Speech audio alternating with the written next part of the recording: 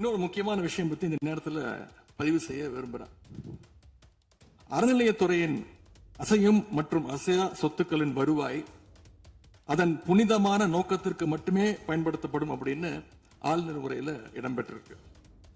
இந்த கருத்தை பார்க்கும் பொழுது அறநிலையத்துறையே இருக்கக்கூடாது அப்படின்னு சொல்ற பாஜகவுடைய குரலாகத்தான் தாவேக அரசும் சொல்லுதா அப்படிங்கிற சந்தேகம் எங்களுக்கு வருது. பாஜகவும் வலதுசாரிகளும் சொல்றது இதுதான், அறநிலையத்துறை பள்ளி கல்லூரிகளை நடத்தக்கூடாது, அறநிலையத்துறை பள்ளி கல்லூரிகள் நடத்தக்கூடாது அப்படின்னு சொல்லிட்டு இருக்கிறாங்க. இதுக்காக வழக்கும் தொடர்ந்து இருக்கிறாங்க. இந்த நிலைப்பாடு திருமண மண்டபங்கள் வணிக வளங்களோடு நிற்குமா, இல்ல கல்வி நிறுவனங்களுக்கும் இந்த கண்டிஷன்ஸ் அப்ளை செய்யப்படுமா? மாண்புமிகு அறநிலையத்துறை அமைச்சர்கள். மாண்புமிகு தமிழ்நாடு முதல்வர் அவர்களே, அறநிலையத்துறையை பொறுத்த வரைக்கும் கோவில்களின் வருமானம் கோவில்களுக்கான கோவில்களில் வரக்கூடிய பக்தர்களுக்காக செலவிடப்படும் என்பதை நம்முடைய ஆளுநர் உரையில் இடம்பெற்றதுதான் அதனுடைய சாராம்சம்.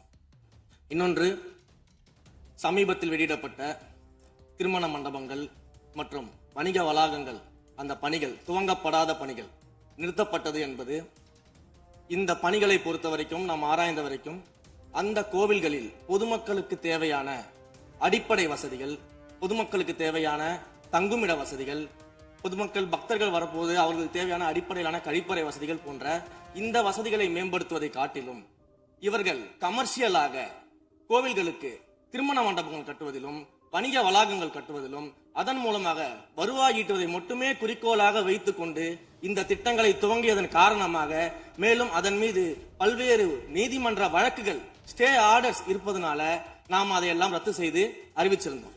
இதற்கு ஒரே ஒரு உதாரணமாக எந்த அளவிற்கு கோவில்களை கமர்ஷியலாக மாற்றுவதற்கு கடந்த ஆட்சி காலத்தில் முயற்சி செய்து கொண்டிருந்தார் என்பதற்காக ஒரே ஒரு சிறிய உதாரணத்தை மட்டும் சொல்லிடுறேன்.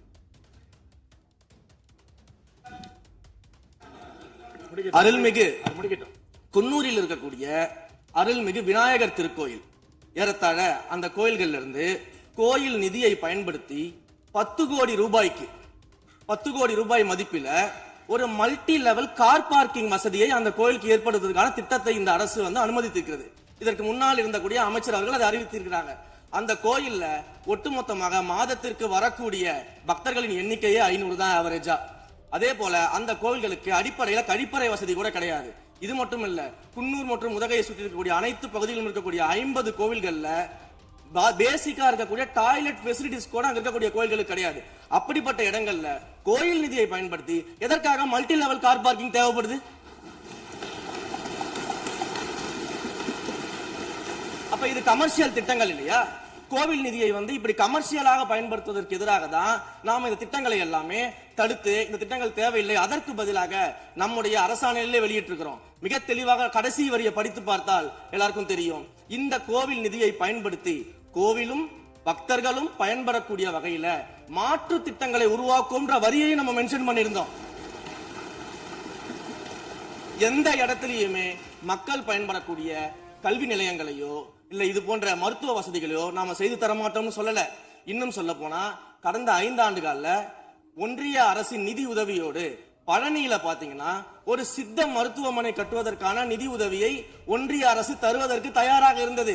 ஆனா கடந்த ஆட்சியில அந்த திட்டத்தை அப்படியே கிடப்புல போட்டுட்டு கேட்டா ரெக்கரிங் செலவை எங்களால ஏத்துக்க முடியாது அப்படின்னு சொல்லி கிடப்புல போட்டு வச்சிருந்த இந்த திட்டத்தை நாம இன்றைக்கு கையில் எடுத்து அதை துவங்குவதற்கான ஆய்வில் இறங்கியிருக்கிறோம்.